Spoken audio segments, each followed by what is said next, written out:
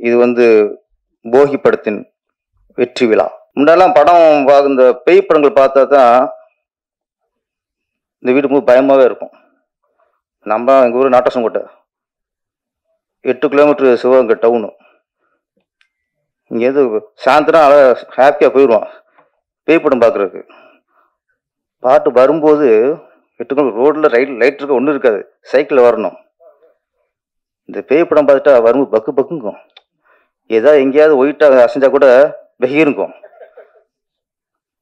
வீடு சேர வரைக்கும் அப்படி இருக்கும். அது பேய் படம் பார்த்தா. ஆனால் இன்னைக்கு இந்த மாதிரி படங்களை பார்க்கும்போது, போகி மாதிரி படங்களை பார்க்கும்போது பகிருங்குது.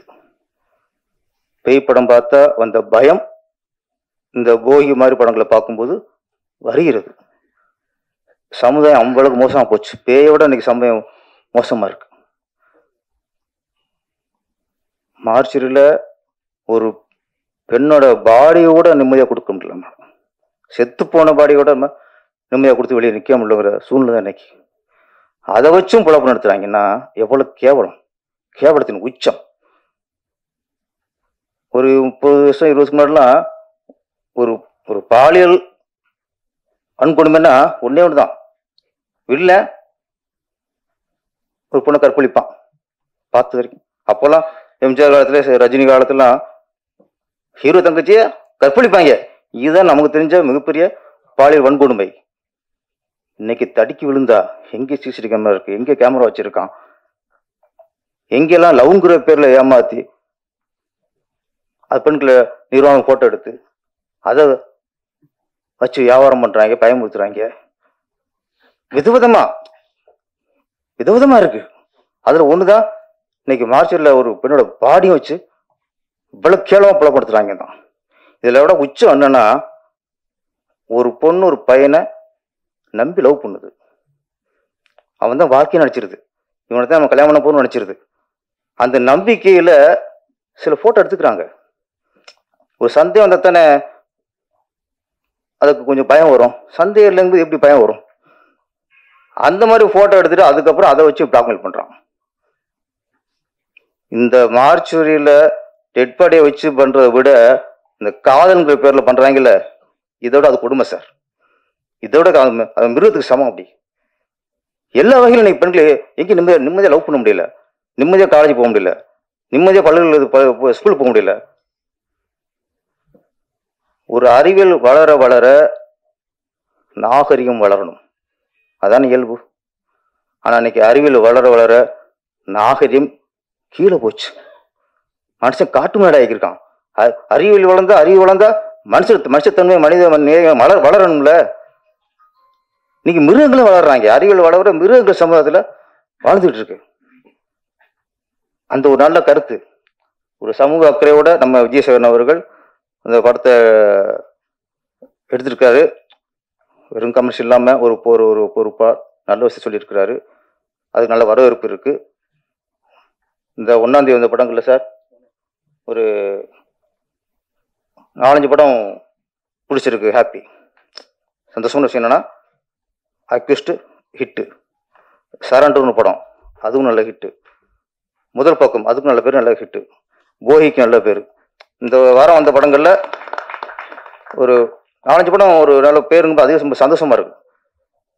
அப்புறம் இங்கே விஜயசேகரன் வந்து படத்தின் வெற்றியை பகிர்ந்துட்டதை விட இப்பதான் தெரியுது பெப்சி தலைவர் ஏன் வலுக்கட்டமா வர சொல்லியிருக்காருன்ட்டு.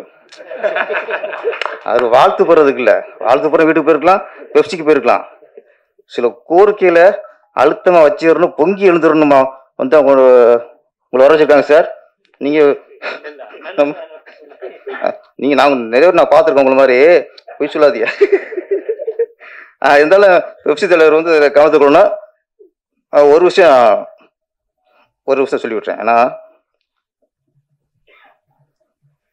இப்போ கூலி எப்ப ரிலீஸ் அது?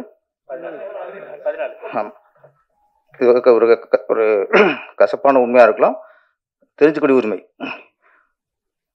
கூலி 14ஆம் தேதி ரிலீஸ். இந்த 1ஆம் தேதி 10 படத்துக்கு ரிலீஸ் சார். ஒரு 8ஆம் தேதியும் 10-11 படத்துக்கு மேலே ரிலீஸ் ரெடியாக இருக்காங்க. ஏன் 14ஆம் தேதி கூலி ரிலீஸ்னால அந்த படம் ரிலீஸ் ஆச்சுன்னா ஒரு தேட்டரும் சின்ன படங்களுக்கு கிடைக்காது. ஒட்டுமொத்த தேட்டரையும் கூலி படம் ஆக்கிரமிச்சிரும். அதுக்கப்புறம் நம்ம எப்போ ரிலீஸ் பண்ணுறது, ரொம்ப லேட் ஆயிரும். அந்த ஒரு காரணத்துக்காகத்தான், ஒரு காரணத்துக்கு அதுக்கு முன்னாடி நம்ம முந்திக்குவோம். 1ஆம் தேதினா அது 8ஆம் தேதி வரைக்கும் ஒரு கேப் இருக்கு, அதில் ஒரு செட்டு இறக்கிடுவோம். 8ல் இருந்து 14 வரைக்கும் 13 வரைக்கும் கேப் இருக்கு, அதில் ஒரு செட்டு இறக்கிடுவோம். ஒரு பெரிய படம் வர்ற பயம் தான் சார் இன்னைக்கு இத்தனை இடத்த 10 படம் 11 படம் ஒரு வாரத்துக்கு ரிலீஸ் ஆகுதுன்னா இதுதான் காரணம். ஏன் அந்த பயம் வரணும்? பெரிய ஒரு ஸ்டார் வரும்போது சின்ன படங்கள், சின்ன ப்ரொடியூசர், சின்ன படங்கள் இன்னைக்கு பயந்துறாங்க. அந்த பயத்துல தான் இவங்க வெளியிட்டு இருக்காங்க போகி படம் 1ஆம் தேதி. அடுத்துட்டு அதே மாதிரி பயத்துல வருது எல்லாமே. இது கொஞ்சம் நான் ஏற்கனவே சொன்னதான், சிறுபான்மையினருக்கு ஒதுக்கீடுன்னு ஒன்று இருக்கு, அரசாங்கம் இருக்கு. அதே மாதிரி பெரிய படங்கள் பெரும்பான்மை வச்சுங்க, சின்ன படங்கள் சிறுபான்மைன்னு ஒதுக்கிடுங்க. எங்களுக்கு இடம் ஒதுக்கி கொடுக்கணுங்க. ஒரு மால்ல 10 தேட்டர்னா நீ 8 தேட்டரு அந்த பெரும்பான்மைன்னு சொல்றாங்கல்ல பெரிய படங்கள் நீங்க ரிலீஸ் பண்ணுங்க.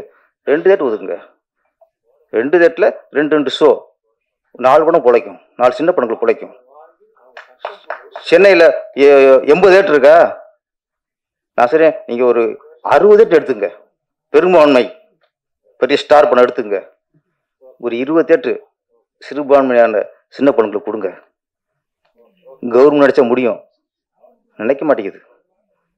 அவங்களே இங்க சினிமாவில் இருக்கும்போது அவங்களே பெரும்பான்மை, இப்போ அப்போ எப்படி சினிமா நினைப்பாங்க? இங்க நம்ம தயாரிப்பாளர் குறை சொல்றோம், பெப்சியை குறை சொல்றோம், இயக்குனர் சங்கத்தை குறை சொல்றோம்.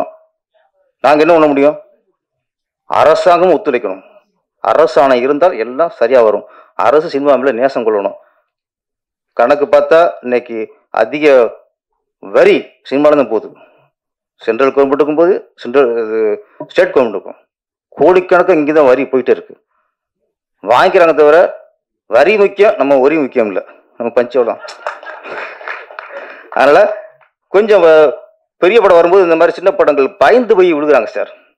இந்த 10 கட்டையில் 1000 மீன் ரிவர்ஸில் போய் விழுகும். கிராமக்குள்ள அவங்களுக்கு தெரியும். மற்ற மீன்லாம் நேரம் போகும், வளைய விழுகும். இந்த இதுக்கு மட்டும் ஆப்போசிட்டில் போய் விழுவோம். அந்த மாதிரி சின்ன படங்கள்லாம் போய் பயத்தில் விழுந்துறாங்க. அதே பெப்சி தலைவர் கொஞ்சம் ஸ்டெப் எடுக்கணும். பெப்சி அது எந்த முடிவு எடுத்தாலும் நம்ம இயக்குனர் சங்கம் அதுக்கு உறுதுணையாக இருப்போம். நன்றி, வணக்கம்.